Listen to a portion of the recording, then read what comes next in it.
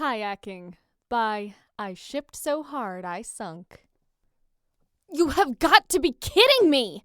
Annabeth yelled at nothing in particular after flipping her kayak for the third time. Her t-shirt clung to her uncomfortably under her life vest, and she was grateful that she had at least had the foresight to wear a swimsuit beneath it. Her dripping curls hung in her eyes, and she brushed them impatiently away, wondering how she was ever going to live this down if Piper ever found out she couldn't even keep a kayak upright. Looking around, she heaved a sigh of relief when she saw her friend was still on the beach, flirting with the blonde lifeguard she was always talking about.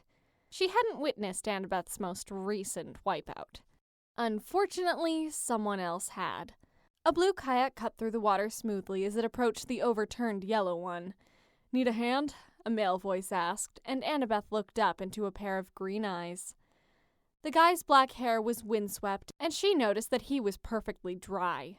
Unfair, Annabeth thought as she tried really hard not to pout like a 5-year-old. "I can't seem to keep this stupid thing up," she found herself admitting. "It's driving me crazy." The kayaker grinned. "Maybe I can help. Get back in and show me what you were doing before you flipped." Annabeth struggled to hoist herself back into the kayak, but eventually landed on the seat with a splash. There was water up to her waist. "You might want to bail out some of the water first," the guy advised. "Can't imagine it'll work very well with half the lake weighing you down." Annabeth shrugged as if it couldn't possibly matter, but found an old water bottle floating in the back of her kayak and spent the next 10 minutes using it to try and get the water out. She was surprised that the guy hadn't gotten bored and left. "What's your name?" "Mine's Annabeth," she said as she scooped out another bottle full of lake water. May as well try to make conversation. "Percy," the guy smiled. "So what brought you to the lake today? Clearly it wasn't your love of water sports." "Actually, I'm only here because my best friend dragged me along. She's in love with one of the lifeguards and needed an excuse to see him." Percy laughed. "That's got to be Jason. The guy's a chick magnet. I know him because I actually do come here for the water sports." "Well, I think I got most of it." Annabeth changed the subject, wanting to get back to her goal. "Now what, sensei?"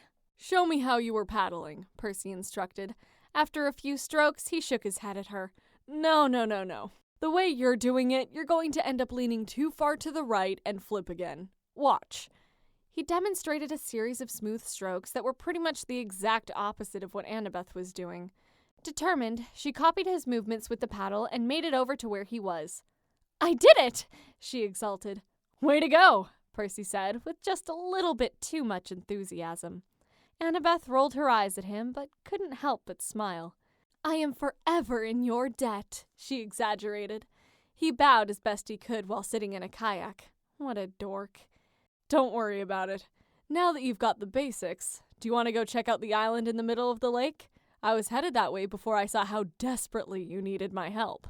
Annabeth laughed. "Sure, sounds like an adventure."